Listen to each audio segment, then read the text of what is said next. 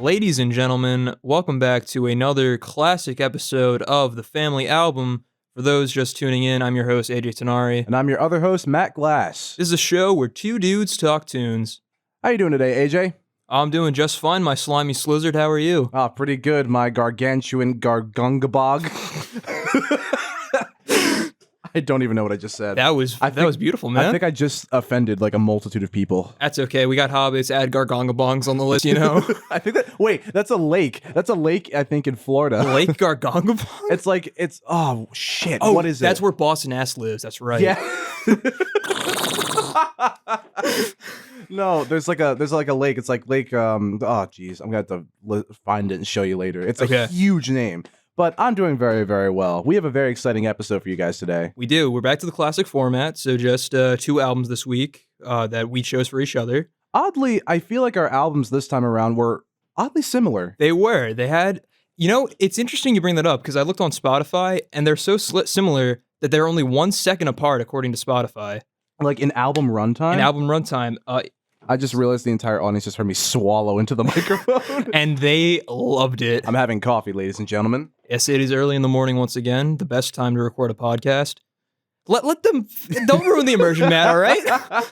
Don't look at me like that. Nah, but really, only 1 second apart. Yeah, so my album that I chose for Matt is 5337, and the album that Matt chose for me is 5338.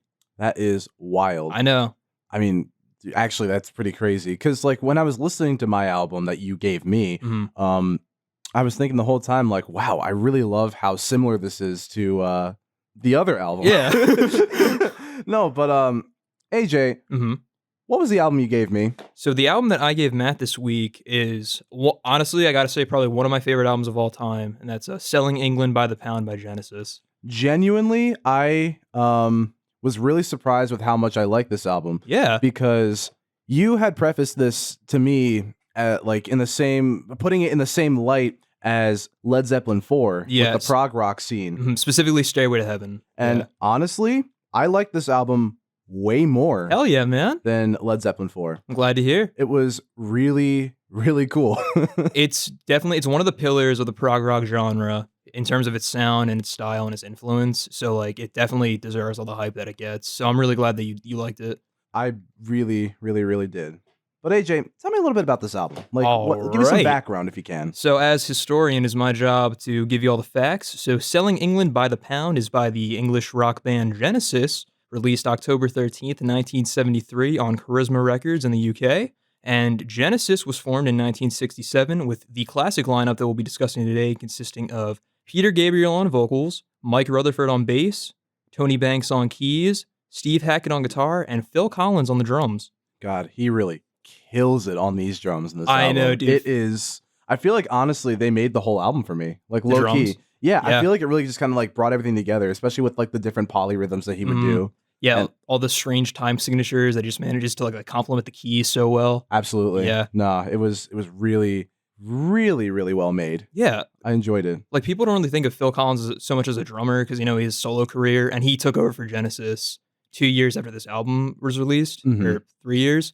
Because, they think of it as a singer, coming in the air, ba ba ba ba ba ba ba ba. But he has a lot more talent than that. He has so much range. He sings on this album. Oh no, yeah. His range. I already knew his range was like pretty good, but like on this album, I could hear him in like some of the backing. Yeah, it's pretty incredible. One thing before we get started with like my track by track, when I was listening to this album, you know how like Spotify they have like the little like 4 or 5 second like GIF kind of thing that will play on really popular songs for like specific artists. For this one, it was the same motion of Phil Collins with a tambourine, just like kind of going like, woo-hoo-hoo-hoo. Oh, that's right for I Know What I Like. Yeah, I've seen that. That's a great clip. I think it's like it's on all of them though. Oh, really? It was on at least like 2 or 3 of them. Okay.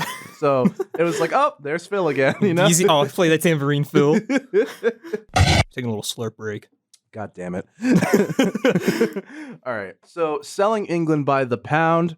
The first track is Dancing with the Moonlit Knight. Yes. Honestly, this was a really, really cool start to this album. Yeah. One thing I wrote down was I liked how in the beginning it has like the triumphant start. Like the tempo rhythm change is a little jarring, but I feel like it kind of works. Yeah.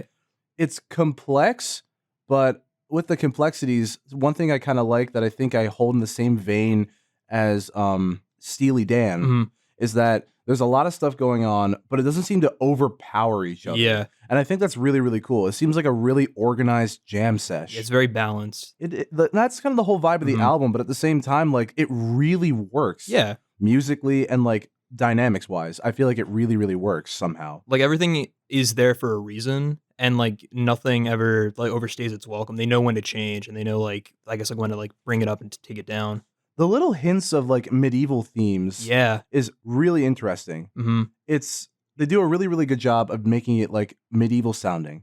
Yeah, that's definitely something that comes with a lot of prog rock, 'cause, it's like, the themes and the lyrics are based in, like, fantasy and folklore, so they kinda take all these, like, elements from, like, fantasy and, like, medieval stylings, there's, like, some harpsichords in there, there's some allusions to, like, fantasy stuff and, like, Victorian culture, and it works really well, especially for the commentary that the song's about.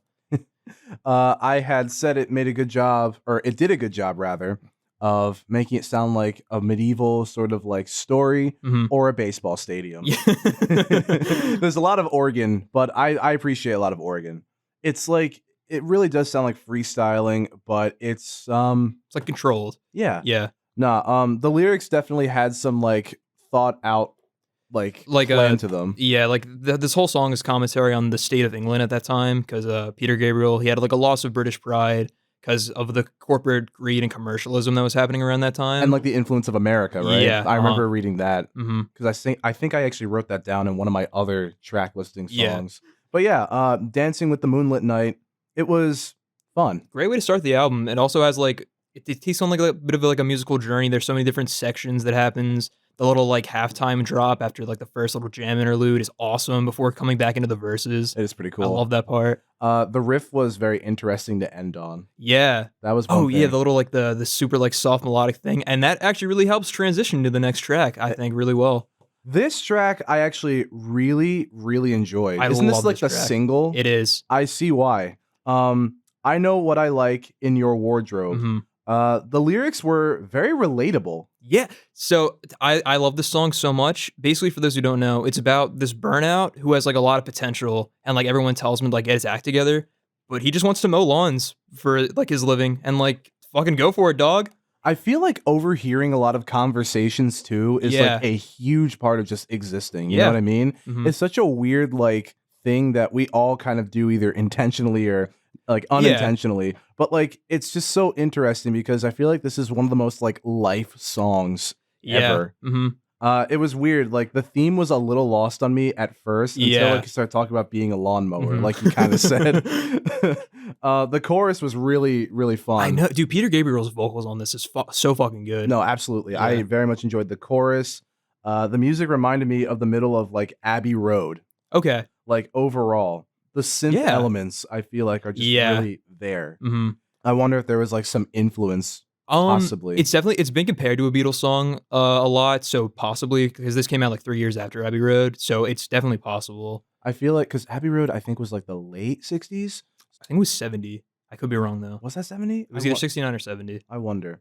Anyway, I felt like it's kind of in like the same area where like people start to use like more sound effects and stuff, and I think that was really, really neat. hmm I like the way they kind of did that, and they try to make it more of like an immersive story, Yeah. like even more than a song. Like the auxiliary percussion used in the song just fills it out so well, and like really just like makes it feel so full, like this cacophony of sound. No, It's absolutely. so great. It very much gave me "She Came In Through the Bathroom Window" vibes. I loved like it was just like a folky 70s alternative, like Like psychedelic inspired. hodgepodge vibe. I love it. Just the whole thing Yeah. going together. And I feel like it's definitely worthy because this was the song that kind of got Genesis introduced to American audiences. It's where they got Really? their first like mainstream like introduction. And then they wouldn't really see that until like way later when Phil Collins took over, but this was like their first like foray into America. It was honestly it was one of those songs where it was really impressive to just be like, how in God's name? know. Like, it was very catchy though. This made it onto one of my playlists. Hell so yeah. that's fun. I love this song. This was the song that really got me into like early era Genesis, so I have a very soft spot for it.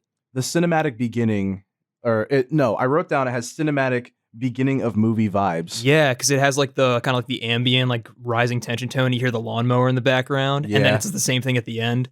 No, absolutely. I think this is honestly one of the best parts of the album. 100% agreed. And that's like only going honestly, it's mostly going higher and higher from here. I Know What I Like in Your Wardrobe, fantastic. Firth of Fifth. Yeah, this one's cool. It's very, very cool. I love how the piano is so authoritative. Yeah. Like it drives a good portion of this song. I did do a little bit of research about this song. Apparently, the person who arranged this wrote it thinking about a river. Yep. That's what the song's upon. There's a river in Britain called the Firth of Forth, so this is the Firth of Fifth. And all the lyrical imagery is very water inspired, and you basically like you feel like you're on this like river rapid journey as you listen to it. I can like feel it. Yeah. Like in the song. It flows. He does such a very good job of like really portraying that through the music. Like so much so that I wrote it down like 3 times. I love musically wise, I love how the riff it kind of implies this conflict. Yeah. There's like this nice conflict resolution like in the cadence of the music. Yeah. Which it was so profound that I wrote that down. Like Tony Banks is like the unsung hero of this album. His like work on the keys through like every song is so fucking good, and I'm glad he gets his moment to shine here. Absolutely. Yeah. Does he also do the organ too? Yes, he does everything keys. That's amazing. That like he's incredible. Is like he still alive? He is. Okay, good. I saw him last year when I saw Genesis. Oh fuck yeah, that's really cool. They were great. Really interesting reference to Revelations in the very fucking beginning. I didn't catch that. I'm not a Bible boy. I mean, I had to look it up. Okay. Because I was on Genius Music. Gotcha. So, or Genius Lyrics, I mean. Sorry, my bad. No. So I looked up, or I did the little, has highlighted lyrics. So I pressed them, just quirky. Oh, you're pushing the little buttons, man. Just, it's just the grade text. Oh, Matt loves his little buttons. Ooh, he's always pushing them. It had a very interesting like Revelations reference, which I don't remember what it was, but like I just was like, oh okay, yeah, the Bible. There's a lot of comparisons to the Bible and prog rock. I don't really know what the whole thing about like the waterfall and the cancer growth, like all that shit, and the madrigal, and the symphony. I'm not too sure either. I think I looked it up and I did not understand at all. Yeah, most prog rock lyrics are up to interpretation. They really don't have a lot of meaning to it. It's just to kind of create this like imagery of like a setting or like an idea. Would Queen 1 count as prog rock? I haven't listened to Queen 1, but I'd say Queen 2 would. Because that's really fantasy. Yeah, I know Ogre Battle. I know the first one kind of has some. They have a song called Jesus on Queen 1. Okay. And it's all right. I won't bash Queen too much because they're the next people we're going to talk about. But anyway. True. I'll keep going. I loved how there was sort of like an A, B, A, C kind of section with like the structure of the song. Yeah. It's funny because that's usually something that comes with like a lot of classical music when it kind of shifts around a lot of themes. And I think I like the way they did it. Yeah, like a lot of these songs are kind of like composition pieces. Yeah. Yeah. Very much so. This is the one where when you said the thing about Led Zeppelin in comparison, Led Zeppelin 4, that's where I was kind of like, okay, it has sections, kind of like that. Yeah. That's kind of cool. But this is definitely, in my opinion, a lot more fleshed out and a lot more like... diverse. Yeah. Yeah. And like so much variation. The instrumental drop goes fucking hard. Dude, with the Mellotron like reprise of the chord the piano progression, oh, it's so fucking good. It goes so fucking hard. Phil's just fucking slamming the cymbals and the snare rolls. Like, oh, it's so fucking good. I also just love the sound of like those old synths. Yeah. There's something like we've progressed in technology, but like something about those like old synths and the way that like a lot of like I guess old rock artists of like the 70s and 80s use them. Yeah. Something about that, just that old sound to me, I just love it. Like it's synths like that and like Because by the Beatles, another Beatles, I guess, reference. And then a lot of Queen ones. I feel like they use a lot of these like old synths, but they make them work and they somehow make it sound like almost just not like synths. I know. So I think it's a Mellotron, which is like a synth subsection. It kind of sounds like a horn a little bit, right? Is that like the keyboard thing that samples every single key? Because I think Paul McCartney in one of his concerts used the Mellotron. Okay. And it uses tape. I believe, instead of okay. yeah, Yeah. which is very interesting. Mm-hmm. So you basically can take like a thing of tape or whatever, like a section, and then just change the pitch, Okay. which is pretty dope. Yeah. They're fucking expensive because they're completely out of production, I'm pretty sure, because now we have like tons of things to sample. GarageBand. Yeah, pretty much. But I didn't know it was a Mellotron. That is really interesting. Only other things I'll say about this album is just like I felt the pain in the guitar solo. Dude, Steve Hackett's solo is so fucking good on this. I felt whatever he was I felt it. Like it was insane. Like I don't typically respond that much to guitar solos, but like my God, I really just felt that. Oh, it's so fucking good. He put his entire what's his last name? Hackett. He put his entire Hackettussie into that guitar solo. No, my God, amazing. The instrumental reminded me of Queen. Okay. Like specifically the beginning of Innuendo by Queen. Oh yeah. Which is actually AJ's album, that is which true. We'll get to next. Which I got to keep moving because we're only on track number 3 of 8. 8, yeah. Last thing I'll say, I really love the resolution, just overall, to like the entire piece. Yeah. It doesn't really make you question, when's this shit over? Like, or when's it gonna end? Like, it's a long song. It's like over 10 minutes. It's about 10 minutes. Roughly. But like, it keeps like you invested because it's constantly like changing sections and like knowing when to like switch and when to like bring stuff back. So it's like familiar. It's great. No, it really, really is. Like the whole motif of the whole like fear of the outside world theme. That's the other thing I really like about overall in this song. I love it. This is honestly like a solid like 9 out of 10 for me. Like I'm not rating each song because we'd be here for fucking forever. But this song, like I feel like my opinions of the songs only get really higher from here. Sweet. Maybe except for like 1 or 2. Okay. But even then, it's not like I hate the whole song. Yeah. But I'll keep going. Track number 4, More Fool Me. This is Phil's Time to Shine. I also very much enjoyed this one. Yeah. The song is very peaceful, but then it gets punchy, and I love it. The song is the one that reminds me that Phil Collins is in Genesis. Yeah. You know? Exactly. Like, I love his voice. His voice, in my opinion, is one of the best, like, musical voices ever. Because the way he just, like, handles high notes is insane. Yeah. Because it sounds so controlled. I feel like a lot of times their artists will have, like, their signature way of sounding where it kind of feels like they're kind of just crashing into a note. But his is just everything about him is so even. I love it. Like, oh my God, his solo career stuff, this stuff, like, just, oh my God. Yeah, early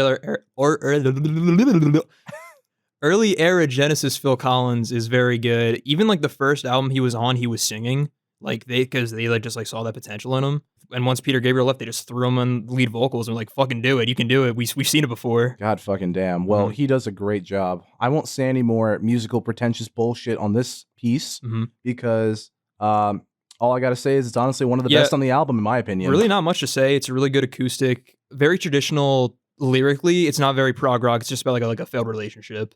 I think one of the things that like, and I believe in the next song, I kind of get into this.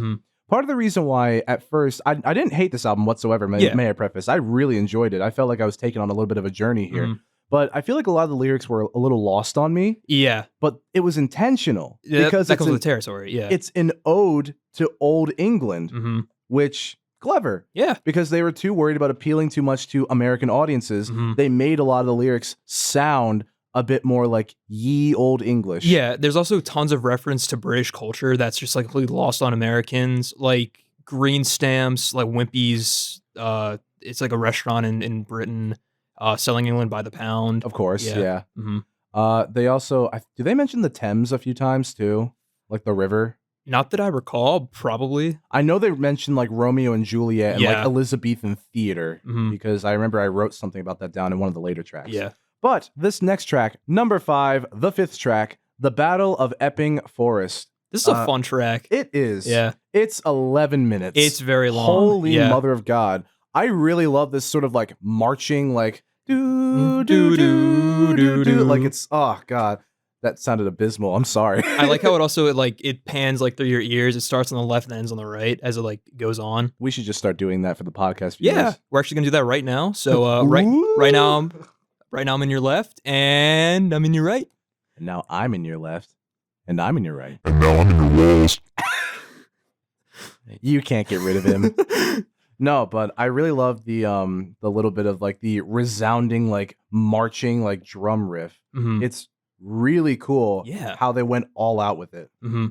And then like it immediately crashes into like the real song like right after that's over. One thing I will say off the bat, some of the finest drum work I've ever heard Yeah. in a track, Hmm. like especially like 70s wise. Hmm. It sounded like they were really ahead of their time. Yeah. So prog rock is primarily rooted in jazz music, and it fuses jazz and rock elements. So the drummers are really fucking good in prog rock music, like Phil Collins, Bill Bruford, Alan White, Nick Mason to an extent. He's one of my favorites, but Pink Floyd is kind of separate from these drummers. But like they're incredibly talented, do like superhuman feats. It's fucking insane. Nah, for real. Especially when it gets into that amazing, really bluesy breakdown. Yeah. Like, oh my God, just incredible.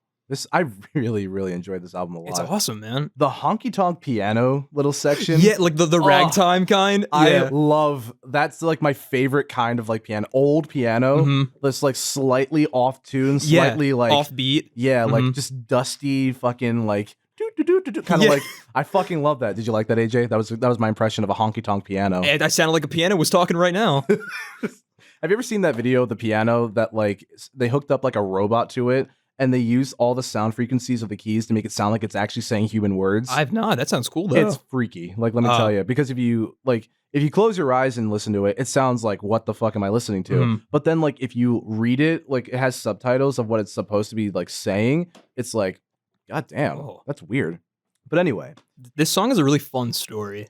it is. It's Yeah. about a gentleman's bout. Yeah. So Peter Gabriel, he originally saw like a newspaper article about like two rival gangs fighting over turf, and they just like they settled their dispute in just Epping Forest and just got together. And there wasn't a lot of detail because he wanted to write like a song that was kind of historical fiction but mostly rooted in reality. He couldn't find any information, so he just made shit up. I see. Mhm. I was gonna ask if Epping Forest was like a place. That Epping Forest is real, Oh, okay. but like characters like Bob the Knob and Mick the Prick are unfortunately not. Tag yourself. I'm Mick the Prick. Anyway, you can be Bob the Knob, AJ. Hell yeah. Punch me in my gob, bro. Bob the Knob Jobson. Anyway, wah wah. Anyway, let's see. This track is full of freestyling and variations, Yeah. and I really, really enjoy it. Mhm. Dude, I was gonna say something that I noticed when listening to this album is that the bass work by Mike Rutherford is a little understated, but he shines fucking insanely on this song. Like he's just having a fucking blast on the bass. It's great. I think I actually did. Yeah, I wrote down it's very bassy. Yeah. Which is a watered down version of what you just said. A much more troglodytic interpretation. No, but yeah, I did write down it's very bassy and it kind of brings it together. Yeah. Because if it didn't, I felt like a lot of the riffs would be a little all over the place. Yeah. But It carries that bouncy feeling like very well. no, for sure, for sure.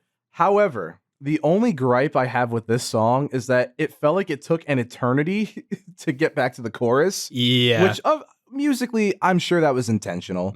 But like, Because the whole break with the Reverend, I love that bit. Like I think it's fucking hilarious. it's cool. Don't Yeah. get me wrong. Mhm. But at one point, I was just kind of like, it would be like a full on like 2 or 3 minutes, and then it's like, this is the battle of, and I'm like, oh, finally. But, Here come the cavalry.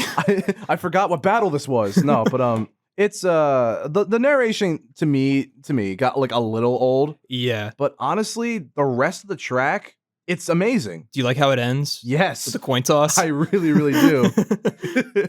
Again, Phil Collins, like, Yeah. great drum work. Mhm. That's been like the biggest thing. I feel like I just really been hearing like how amazing of a drummer he actually is. I feel like Phil Collins and Tony Banks and Steve Hackett really carry this album. Like the guitar, piano, and drum work is fucking phenomenal throughout. It really is. Like, oh my god, that leads us into the aftermath. Yes. if you would. Follow up. After the ordeal. Mhm. The first thing I wrote down was, oh, it's a medieval album again. Cool. Oh, we're back. I mean, it is like thematic wise, but at the same time, like I was like, oh, okay, this one is way more. Yeah, leaning into that sound. I love the pizzicato intro Uh-huh. with like the plucking of the. Oh, love that. Boom, boom, boom, boom. Give me some pizzicato strings. It's like I'm eating out of your hand. It's honestly. over, dude. It's over. I don't even know what I just said. I can't tell if that is a smaller like guitar or mandolin, or is it just like a? I don't know. There's like there is something being strummed. I think it might be a mandolin. It's a different kind of. It might be a 12-string guitar too. It might be. Yeah, very much so. I only heard like the top strings of it, so like I wasn't sure. There was a lot of diversity in the guitar work and for those different kinds of guitars and keys used, so it's kind of like hard to keep track. Absolutely. Especially since I'm a drummer and don't know what the fuck the difference is. Yeah. No, for sure. The instrumental portion of this, which is the entirety pretty much. Yeah.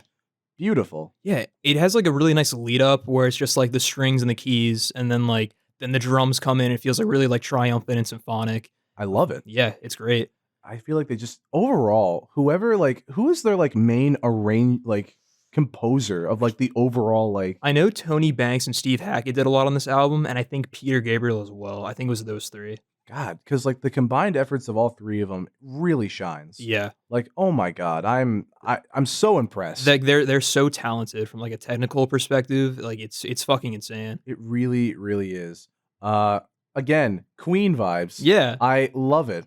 I love this weird like fantasy sort of era of 70s rock. It's I feel so like good. I feel like it's honestly one of like the best parts of 70s rock. Yeah, like people kind of like sleep on prog rock nowadays, but like it was really really refreshing at this time, getting kind of out of like the psychedelic blues feel and then just having all this like complex technical music out there and it was popular is fucking awesome. And then what's even crazy about it is it gets into more of like a funk kind of deal in the later 70s. Yeah. So it's like, God damn. Like, how did we get here?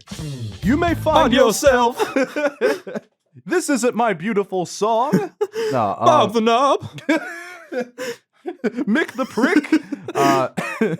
No, but I love this track. I love After the Ordeal. Yeah. It's a nice calm down from Epping Forest and leads very well into the next track. I did write down it's very refreshing. Yeah. Honestly. That was literally my next note. Oh. Great minds think alike, Matt. I honestly feel like it fixes my opinion of the previous song with all the narration. Yeah. Because it's such a nice, like, talking, like, and they work together. They definitely work kind of in tandem, but they're good separately as well. I love how thick the bass is in this song. It really brings it all together. Like, I felt it. I honestly felt it. Overall, musically, it's probably my favorite. Okay. I mean, with just for like how much theory isn't it? They did their theory homework. In other words, that was something I wrote down. No, like they very much did their homework, and it shows. Yeah, 10 out of 10 music wise. Hell yeah, man! I love it. We only got like 2 more. 2 tracks left. The Cinema Show, another 12-minute song. Yeah, this might be my favorite track on the album. It's pretty good though. Yeah, I love this song. I love the way it phases in between D major and D minor by flatting the F sharp over and over again. Like it kind of has this like D major kind of sounds really cosmic, where D minor kind of sounds really ominous. Yeah, I love how they kind of phase in between that. This is the Romeo and Juliet reference. Romeo. Cool. I was like, oh, Shakespeare. And then it's not. Yeah, that's literally it. It's just the very beginning. I was like, oh, okay, cool. I really like the opening of the song. It feels like you're watching a play. It's like when the chords begin, it's like the curtains opening before kind of like softening into like the main key portion as Peter's vocals come in. It's fucking great. I do like this one a bit more than Epping Forest. Yeah. In my opinion. I do. It's easier to grasp. Yeah. I think. This is also one of the most British ones. Oh, 100%. He really inflects in this song. Yeah, I did notice that. Like, may I also just add, when I was doing a little bit of research about this, there's a flute and oboe interlude. Yeah. Holy shit. Like, yeah. How many fucking, like, artists of the 70s could be like, I had the like, oboe fucking, did you like that, AJ? That was my oboe impression. It sounded like an oboe was right here in the studio. I double as an oboe on the weekends. He can shapeshift into any instrument he wants. It's true. Right now he's a bassoon. Oh my god. But no, that's so cool. The orchestral elements in like this entire album, especially in this song. Yeah. 10 out of 10. It's so good. Oh my god. Also, wild thing to write about with the Tiresian, the Greek like story. It's based off a poem by T.S. Eliot, I think. Okay. At that section. Interesting. Father Tiresias. Yeah, that's it. Tiresias. I love the guitar work in there. It's like, take a little trip back. Yo, you wouldn't believe this, but I thought a guitar was sitting right next to me. Full circle, guys. We did it. End of bit now. No, but The guitar was very, very nice. The synthesizer, quite Beautiful. enjoyable. Quite enjoyable. Tony Banks has another moment to shine here in the second half of the song where it's just purely Tony Banks just fucking shredding the keys. It's so good. Reminded me of like Waluigi Pinball. I can see that, yeah. But like in a great way. Yeah. Like it works. It honestly works. So fucking good. Phil's, during the 7/8 breakdown, Phil's drumming is fucking incredible. Oh I my love God, it so yeah. much. That is fantastic. Genesis, from what I gather right now, has some of the finest breakdowns in music ever. Yeah, dude. And I honestly want to listen to some more. So basically they have a really good run of prog rock albums, and then Peter leaves the band, and then that's when they kind of transition more to pop. So it's from like 71 to 75 is like the golden era of prog rock Genesis, and then it's kind of it's different after that. I see. Yeah. Well, I'm definitely going to give them more of a listen to their discography. Their old stuff is so fucking good. The mystical riff at the end. Yeah. The segue into the final song. Oh, Listen, musical nut. Like I said that like the head in Rick and Morty. Musical nut. No, my God, it's amazing. like the piano solo from the cinema show. It slowly fades out on your left as the Moonlit Knight reprise slowly fades in on your right. It's so fucking good. Amazing. I just enjoyed like all the usage of like the channels. Yeah. Like I feel like that is what I really, really enjoy. Like everything's placed in the right place and it sounds perfect. It really is. The final song, the shortest song on the album, The Isle of Plenty. Holy shit, it's wild that this song is only a minute after like so many of them were like over 10. Yeah. But like it works. Yeah. I mean, rather than end on like a really long ass song, I like how they just kind of do a little bit of like a like a bookend, like a reprise, yeah. It kind of goes back to it being a composition. If you look at the whole album, it like starts with Moonlit Night, goes through all these weird sections that have their own subsections, and then brings it back to Moonlit Night at the end. No, it's fantastic. It's so fucking good. The whole album is so artfully done. Yeah. Chord progression in this is as like stark and prominent as Beauty and the Beast because it kind of has like the kind of like feel to it. Yeah. It's so like there. I wish you could have seen the hand motions. Dude, the motions were beautiful. It was great. It was amazing. I think it would have been intimidated, honestly. I did an entire interpretive dance. It was in like 2 seconds. It was fucking incredible. It's a very nice like synth pad they got in the background and this ghostly piano riff. Yeah. It's like it's haunting. And you hear like just like the chants of Peter in the background of like different vendors trying to like sell shit. For sure. Going back to like the commentary. It's kind of like sad also in a sense because it's just sort of like it's ending on a low note. It ends on a low note, but it speaks volumes. Exactly. Which I think is really, really cool. The drums again. 10 out of 10 as always, yeah. Vital. I feel like throughout the album, the drums are what ties the songs together mostly. Phil holds it down like very well. Absolutely. And I feel like he doesn't get enough credit as a drummer, which he fucking deserves. I really like the nuance of this album quite a lot. Everything's so tight. Overall, one last thing to say about this. I enjoyed it a lot. I think there were definitely some moments that I felt really shined in the prog rock journey of mine. You could definitely see that a lot of production went into the album from the mix of synthetic instruments and acoustic instruments too, and how balanced they sound. I love the orchestral themes, and it was honestly just a great demonstration of like musical prowess. Yeah, man. They're very technical musicians. They're showing off, but they fucking earn it. Like they know their shit and they want you to know it too.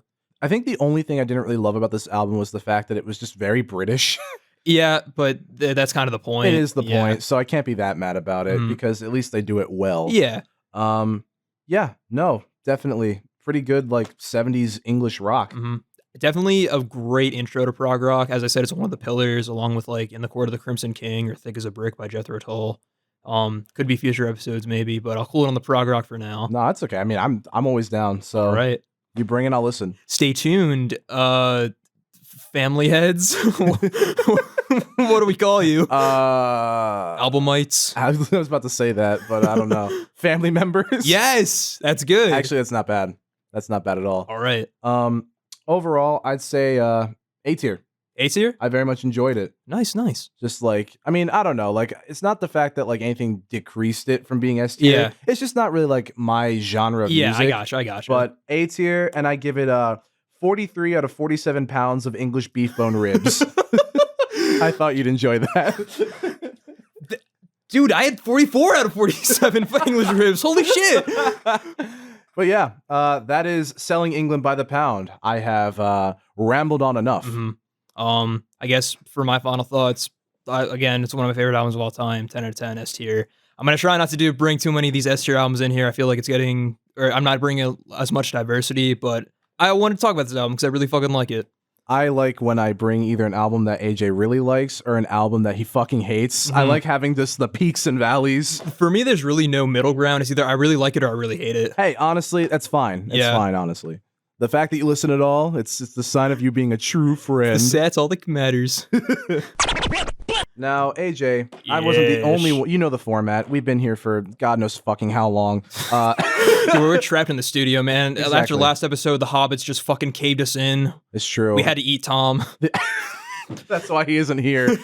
God bless whoever our next guest is. I mean, really. No, but you know the format. You gave me an album. I gave you an album. Yeah. So as Matt said previously, his album was a Queen album, and it was Innuendo, which was one of their last. I believe they're second to the last. It's their last one that Freddie Mercury was still alive and full on in the production. Okay.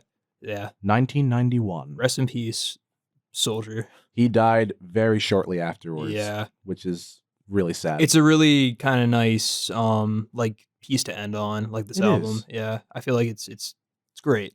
I feel like everything around it too is sort of what makes this album even more amazing. Yeah. But it's also a pretty solid, like as it is. It's so solid is the word that I would use for this album. Is that I like it.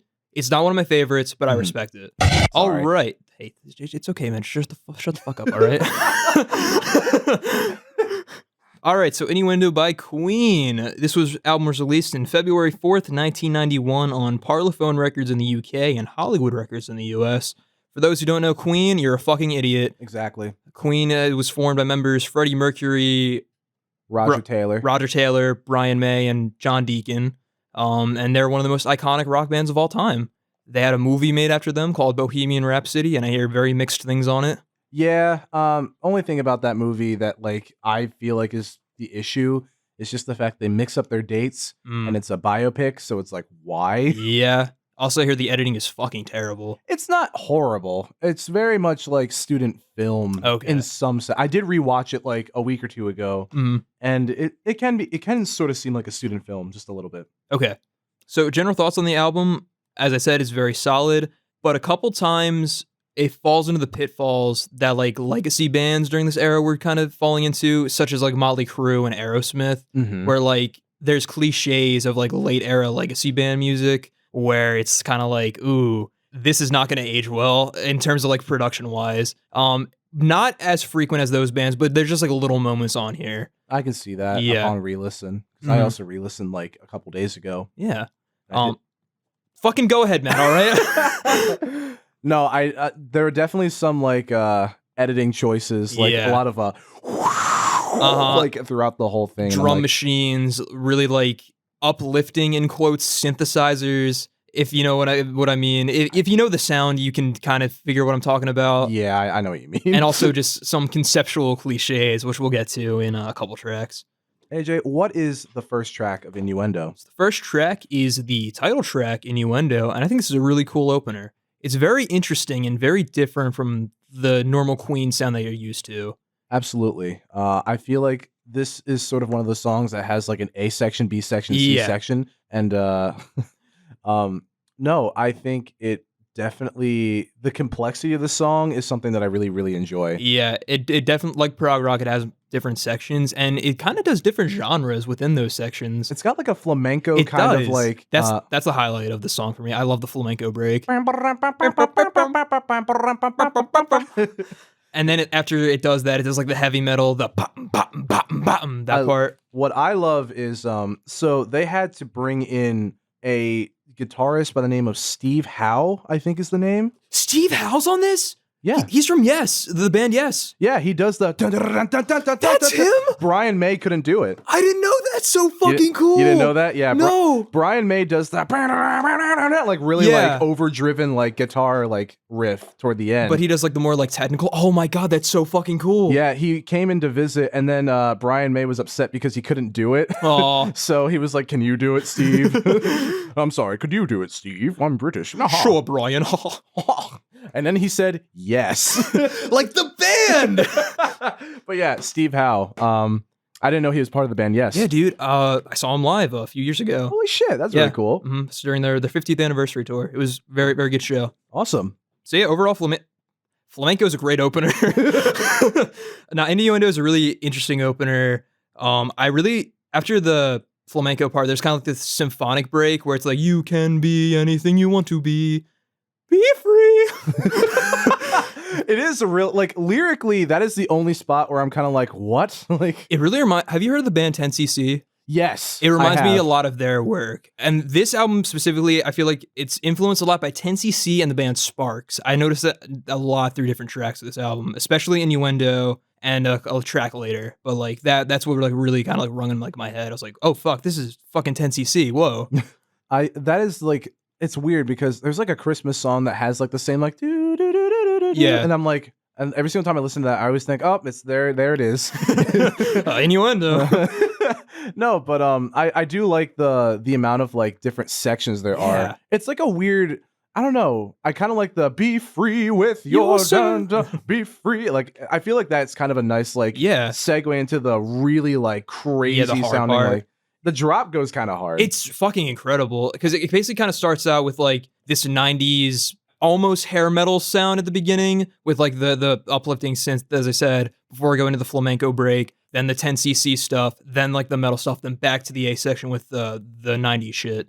I think what's nice about this opener is that the whole album is very existential because Freddie was literally dying. Mm-hmm. And I think with this track, especially with like the while there's any kind of God or justice in the sky or whatever, like it's a very much like a what is the point? Yeah.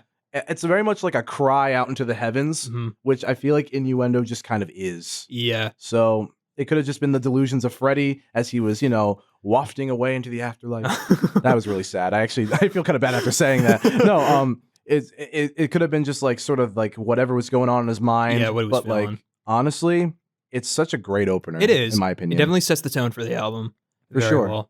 Well. This next track, I really like. I'm Going Slightly Mad. Upon second listen of this like whole album, I used to not like the song whatsoever. Mm-hmm. I actually really like it. It like made it onto my playlist, and I was like, wait, this kind of goes hard. It's really good.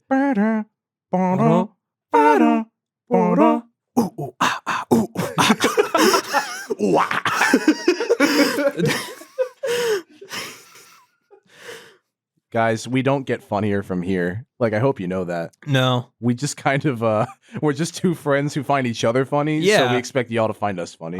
We are troglodytes. And it's your own fault for tuning in. Yes. So. We love you for tuning in. Absolutely. But also, you're an idiot. Yeah. And so are we.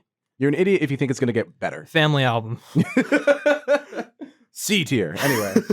Continue, AJ. So yeah, the songs are really cool. It's the second single released from this album. And I feel like this song really encapsulates the Sparks vibes, especially from their late 80s, early 90s career. Specifically the song When Is It My Turn to Sing off their album Relentless Sax. Wait, what is it? Fuck, what is it called? It's something called Sax and Violins, like Sex and Violence. It's cool. It's a little pun. I see.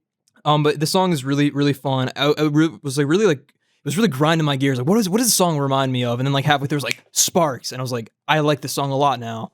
I also really like the album cover for the single. It's like this really weird tentacle Cthulhu monster. It's like juggling planets. Yeah. I also like it. There's some animated, I think for some of the like, because there are lyrics that are on YouTube or whatever. Yeah. I think there's one of the music videos, there's a bunch of like drawings and illustrations that Freddie, by the way, all the illustrations in every Queen album, Freddie did. He did that? Oh, that's so cool. I'm pretty sure. Damn. The Queen logo with like the weird like little Q. Yeah.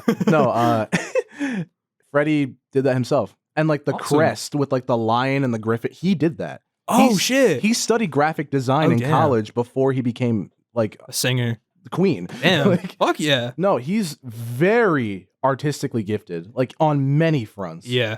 And I'm pretty sure like he at least made the concept art for like a lot of them. Okay. So he's a talented dude. Rest in peace. He is. There are Innuendo-inspired headshots of all the Queen members that you can find on cool. Google Images. And like that art style? Yeah. That's fucking sick. It's kind of dope. I think one of them has like Medusa hair. Nice. It might be Roger. I don't remember. But anyway, continue. Yeah, I'm Going Slowly Mad is a really solid second track, really good single. Banana Tree. I just need to throw that out there. Absolutely. And I really like the synthesis. It sounds almost like video game music, kind of like a water temple type, like the just like that like filter, that font, the sound font. I feel like oddly this has a really like weird like deep web uncanny valley vibe to it. Like a little bit of a floral shop kind of, you know? A little bit, yeah. A little bit of geography, you know, just, Yeah. just a little sprinkle, you know, just a little a bit. little taste, a little sprinkle of a floral shop on there. Part of me kind of wishes that y'all could see us like in video because we do a lot of really weird hand That motions. you can't see, but we just do it for our own pleasure. I hope you feel them. Oh, I know I do. But you like this track? I do.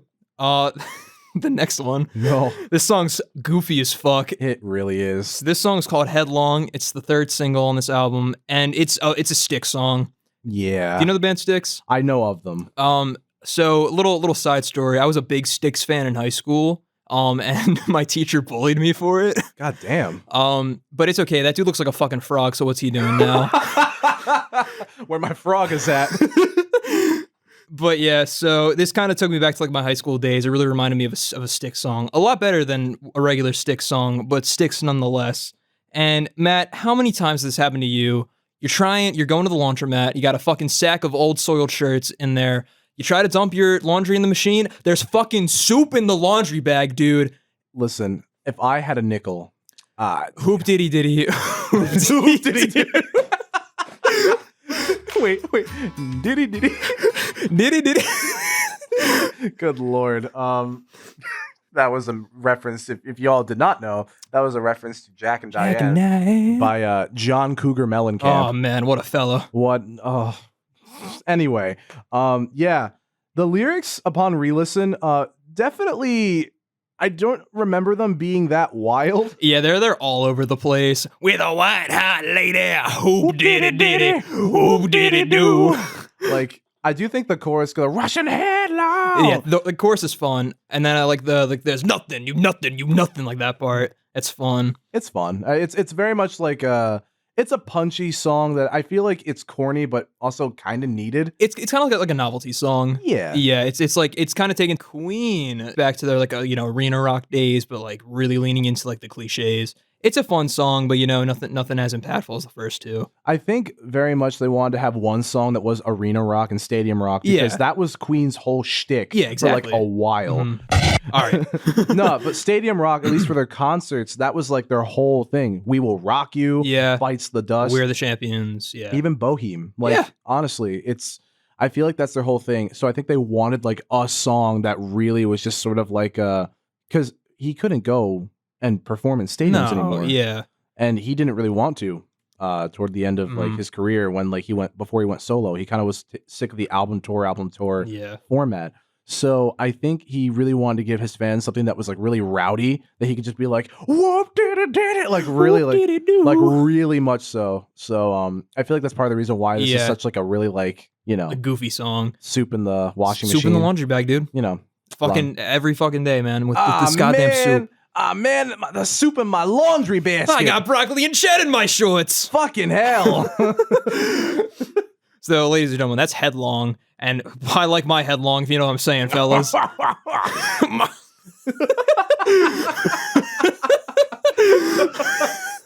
I hope you know that I was making like the Uncle Fester smile face as I was doing that laugh, ladies and gentlemen.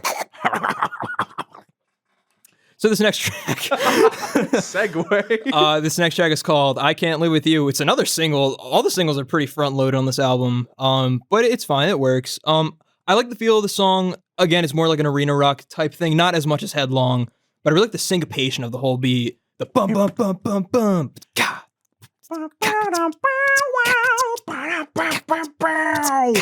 I do love I feel like Freddie's lyrics here. This is actually one of my like first favorite Queen songs. Okay. Like when I first started listening to Queen, this song kind of has like a special little spot in my heart because I listened back before I had Spotify Premium. I listened to every Queen song on shuffle every single day going to school on the bus, and I very much enjoyed this track a lot. It's cool. Because it's just, I don't know, it's a nice, like, it's kind of a fun, like, love song, you know? Yeah, it's a nice, like, straightforward rock song. There's nothing offensive about it, and there's something it's not like a standout, but it's solid. It's Yeah. great. It's very good. Exactly how I feel about it. Like Yeah. dead ass. Like right on the mark. I will say the only thing I'm not too huge on is the drum machine is really prominent in this song. Yeah. Like most of the song uses just like a regular drum kit. There's only like 2 or 3 that have a drum machine, and it's really noticeable on this song, which is a little bit of a shame. But other than that, it's solid. I do like one thing I love about Freddie in general is just the fact of like how he will just sort of like do his own thing vocally. Yeah. Like he'll just do some like random like wah wah wah wah wah wah wah. Like I don't know, it's something about like the way he just kind of like freestyles his vocals, like the I can't live without you. Yeah, I can't. Something about that. Just he just has such a way with like handling random like little whatever the melody may be and just making it his own. Yeah. And I feel like vocally, that is what he does with this song. He definitely like kind of like makes it a look like more interesting and like more complete. I also love the bridge. How does the bridge go? I'm blanking. Oh shoot, it's a lot of guitar. All right, I don't know if I want to try to do my guitar impression again for you. It was so fucking good. I don't want you to wear yourself out, man. Transforming into a guitar, transforming into instruments in general.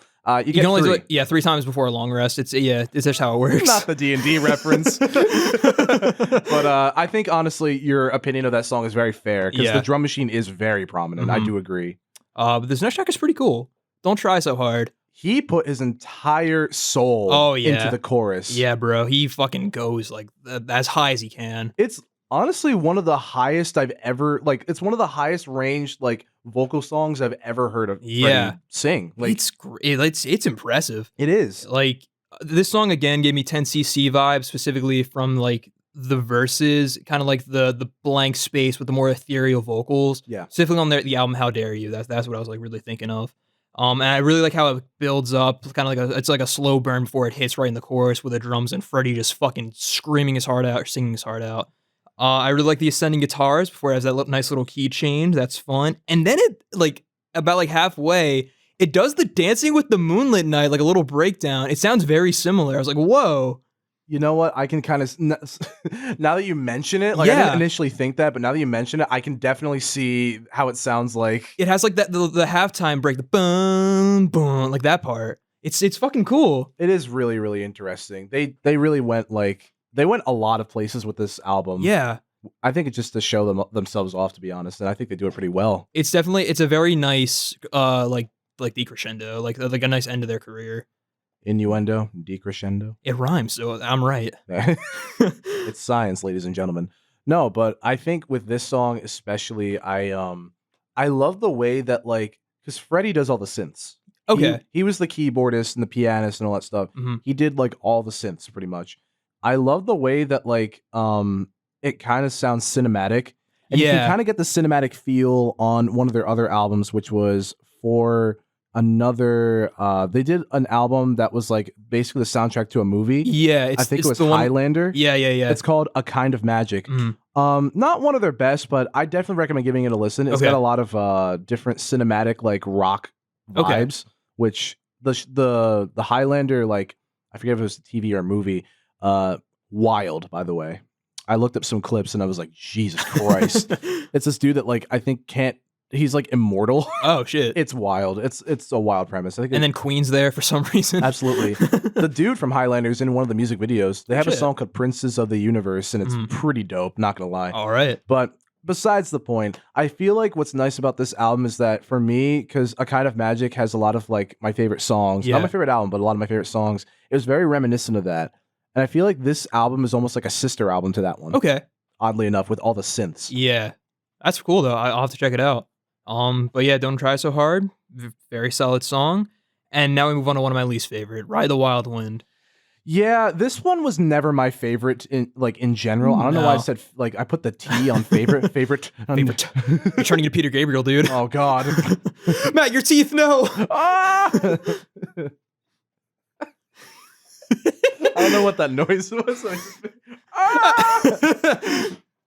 Anyway, So as I mentioned previously, this album falls into some of the pitfalls of like legacy band 90s cliches. This song specifically, I feel, does it the worst with the weird synths, the lyrics that are really nonsensical and pseudo uplifting.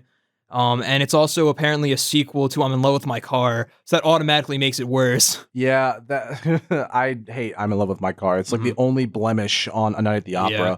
But yeah, this one was never really my favorite. And upon listening to it, I don't like the beat. The beat No. annoys me a lot. And it's just like the weird, like kind of like ride the wide wind. It's like, I don't know, but it's like, give it everything got. Yeah, like, it's like what is that? The talk sing, it's the 90s shit that like fucking bands that your dad like was trying to do to stay relevant and just never really worked. If you hate talk singing, you are going to hate Hot Space by Queen. Oh yes. It is horrifying. All right. So basically my experience with Queen is that I listened to all of their 70s output besides their debut, and then that's it. Except for Innuendo as of now. So I'm very like ignorant to like their 80s stuff. I don't really know much about it. Some of it's great. Like there are definitely singles that very much shine, especially on like The Game. Yeah. And The Works. Yeah, but honestly, when it comes to like, I would say The Game, to the Hot Space, The Game, The Miracle, I think The Works is fine. Yeah, for the most part. That's I want to break free, right? Yeah, it's got a lot of really good ones, especially like Hammer to Fall. Yeah, that's a good one. Fucking love. That's a great song. But yeah, no, I think honestly with that, like, this song very much encapsulates like the bad, like, yeah, like just the cheesiness of like 80s bands transitioning into like the 90s sound and just it never working out. Yeah, the lyrics are pretty terrible. Yeah, it's just it's about a car. So like what can you do with that? Roger Taylor did write this song. Exactly. Damn, Roger. He does have one really good song. Okay. It's called Rocket Prime Jive. It's off of The Game. Okay. And it's honestly one of the coolest like hard rock sort of like, I don't know, like it's just look it up. It's very, very good. I'll do that after the show. But we move on to the next track, All God's People. This song's fine. It's whatever. It has like a cool like world music kind of feel to it, but I really like the like the halfway mark when it breaks down to like that honky tonk blues singing where Freddie's just like a reverend. Yeah, that part's fucking cool. I like that part a lot. I think like I kind of mentioned before, this album is very existential, and sometimes with Freddie's music, he, especially in his early career, he liked to be very preachy. Okay, yeah, I was gonna ask, is Queen like I guess Queen in general, are they religious at all? No. Okay. I wouldn't say that they're like a religious band. I think like when you're in England, especially when you're in England in the 70s, it's like, God save the Queen. Yeah, okay. So like there's a lot of like, did you like that? No, I feel like there's a lot of that going on. So like there's a lot of like God in front of like gotcha. Lots of stuff. Yeah, that makes sense. They literally have a little instrumental off of A Night at the Opera called God Save the Queen at the end. That's right. Yeah. So I feel like there's a lot of that, and I feel like a lot of the times like since religion was so prominent in England for like the longest time, I feel like it's a lot of that is just kind of just riffing about that, just general English culture. Yeah, it's just like a theme that persists. All right. They're not like a religious band. Yeah, I was just curious because like this song specifically just had like a lot of like references to it, and like there's like a couple mentions of God in like the album, but that makes sense to like, you know, what Freddie was going through, so it makes sense. He also talks about the gods in a few other songs. Like he has like a song off of Sheer Heart Attack called In the Lap of the Gods. That's right. So that's a good track. I think he just kind of was obsessed with this whole fantastical idea of like fairy tale beings and like higher beings. Yeah, prog rock themes. Because they kind of started as a prog rock band. They kind of did. Mm-hmm. They did a pretty good job too. Yeah. Also, Brian May's guitar work on this song specifically is fucking incredible. Very, very good. Probably this and the honky tonk section are the highlight of this song. No, yeah, he does a very, very good job on this album in general, I feel like. Yeah, he carries a decent amount. I mean, like, everyone like pulls their weight, but like Brian May specifically stands out, I think. Absolutely. The next song is the next single, These Are the Days of Our Lives. I kind of thought it sounded like a Dawson's Creek sitcom opening. That's very accurate. I was like, oh shit, I can see like Degrassi in the background. Yeah, it's all right. This isn't another one. This isn't like one that I don't think I added this one on my playlist. Like I never really listened to this one very much. Mm-hmm. I feel like in comparison to like Innuendo and like I Can't Live With You and I'm Going Slightly Mad and even Headlong, I feel like this one is kind of one of the more like underbelly kind of songs. Yeah. It's raw. It's like a filler song. It's raw, but at the same time it's like Mm-hmm. Especially with the last track, which oh yeah, we'll save that one. Absolutely. But this track definitely grew on me the more that I listened to it. Like there's elements I like. The guitar solo sounds a lot like David Gilmour, who's like the guitarist of Pink Floyd, so I really like that. Nice. The harmonies are really nice too, especially on all the softer songs here. The harmonies are great, and it's a solid ballad, but probably my least favorite single off the album, if not Headlong.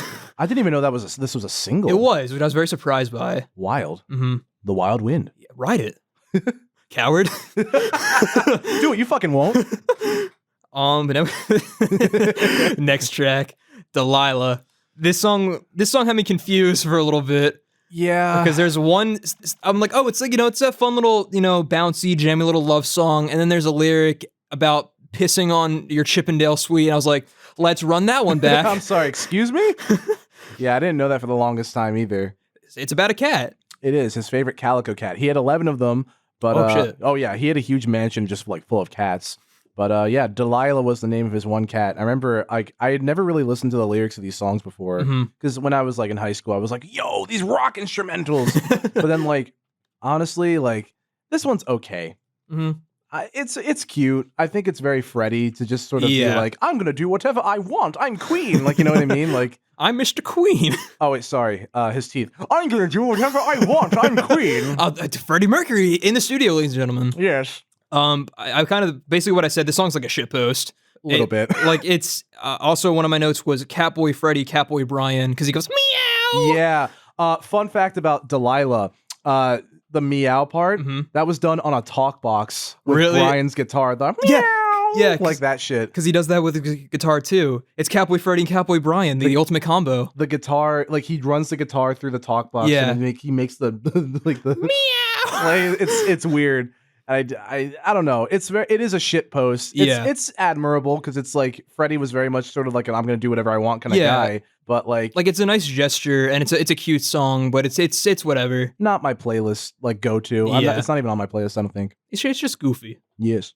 This next song is also kind of goofy. The Hitman, Shadow the Hedgehog soundtrack.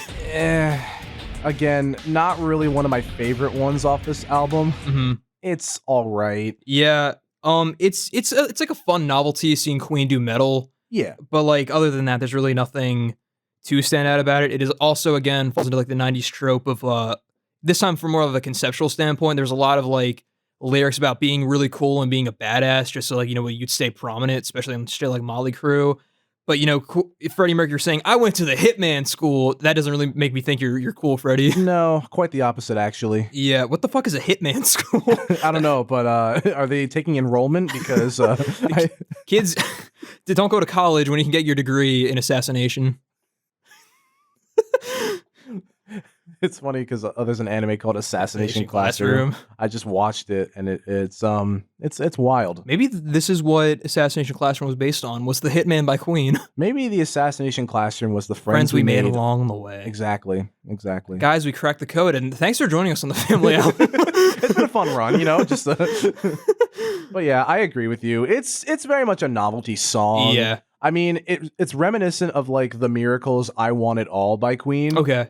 Which is the only good song off of that album, but we can talk about that later. Another time.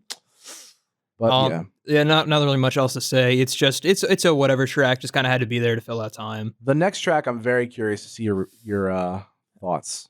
This is probably one of, if not my least favorite track on the album. It's called Bijou. It's basically a 3-minute guitar solo with a little interlude by Freddie. And basically, I kind of looked at it at first, like, oh, it's like building up to something. There's like a lot of anticipation.